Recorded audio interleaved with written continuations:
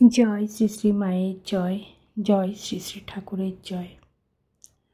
শ্রী শ্রী মায়ের সহিত অশোক কৃষ্ণ মহাশয়ের কিছু কথোপকথন আপনাদের সামনে তুলে ধরলাম। এই মায়ের কথা যখন আপনারা শুনবেন, আশা করি আপনাদের অনেক ভালো লাগবে। দেখুন, আমরা সবসময় নিজেকে একা বোধ করি, কিন্তু আমরা জানি না যে আমরা কিন্তু একা নই। এই কথাটাই মা বারবার বুঝিয়ে দিয়েছেন। তাহলে চলুন আজকে সেটাই আপনাদের সামনে শেয়ার করব।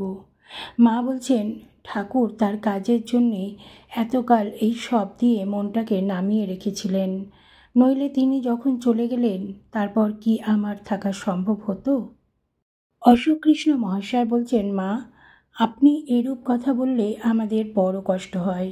আপনি যদি চলে যান আমাদের উপায় কি হবে? আমাদের ত্যাগ তপস্যার বিশেষ অভাব, বৈরাগ্য তো একেবারে নেই বললেই চলে। আপনার শরীর না থাকলে আমরা কিসের জোরে মহামায়ার রাজত্বে বেঁচে থাকব? মনে যখন কোনো দুর্বলতা এসেছে আপনার কাছে বলে তা বাঁচবার রাস্তা খুঁজে পাই। এখন আমরা কোথায় যাব? আমাদের যে একেবারেই নিরাশ্রয় হয়ে পড়তে হবে। মা দৃঢ়তার সহিত বললেন, তোমরা নিরাশ্রয় হবে কেন? ঠাকুর কি তোমাদের ভালো মন্দ দেখছেন না? অত ভাবো কেন? তোমাদের যে তার পায়ে সঁপে দিয়েছি, একটা গণ্ডির মধ্যে তোমাদের ঘুরতে হবেই, অন্য কোথাও যাবার জো নেই। তিনি সর্বদা তোমাদের রক্ষা করছেন। অশোককৃষ্ণ মহাশয় বলছেন, ঠাকুরের দয়ায় কথা অনেক সময় মনে হলেও সব সময় ঠিক বুঝতে পারি না।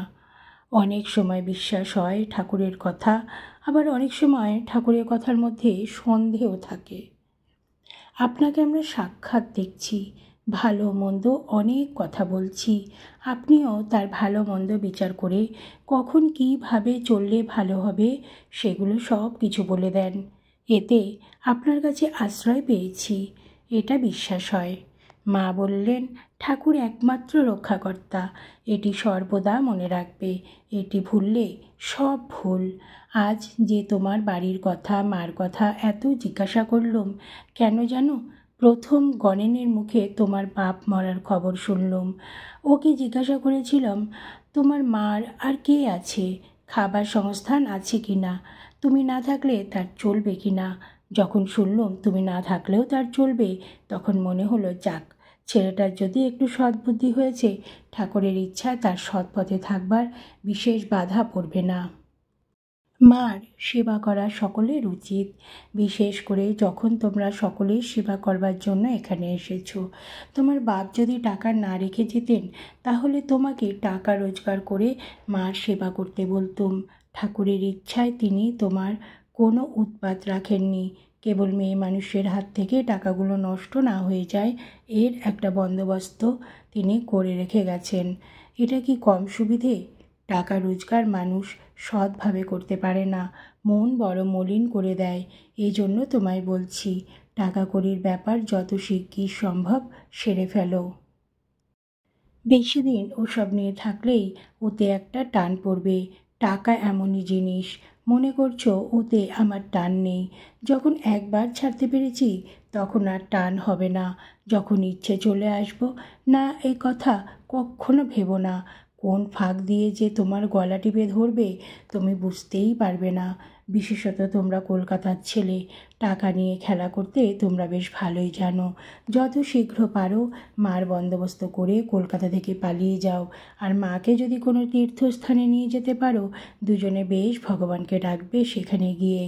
এই শোকের সময় মার মনে কষ্ট, এটি হলে বেশ হবে। তোমার মারও তো বয়স হয়েছে, তাকে খুব করে বোঝাবে, এই সব কথা মার সঙ্গে কইবে। মার পথে সঞ্চয় করবার সাহায্য করতে পারো, তবেই তো ঠিক ছেলের কাজ করলে। তার বুকে রক্ত খেয়ে যে এত বড় হয়েছ, কত কষ্ট করে তোমায় মানুষ করেছেন, তার সেবা করা তোমার সব থেকে বড় ধর্ম।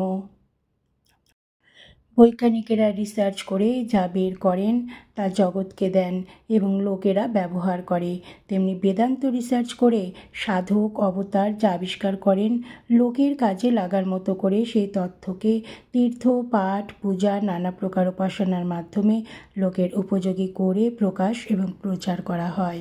এটি বলেছেন স্বামী বিবেকানন্দ। বন্ধুরা, সবাই ভালো থাকবেন, সুস্থ থাকবেন।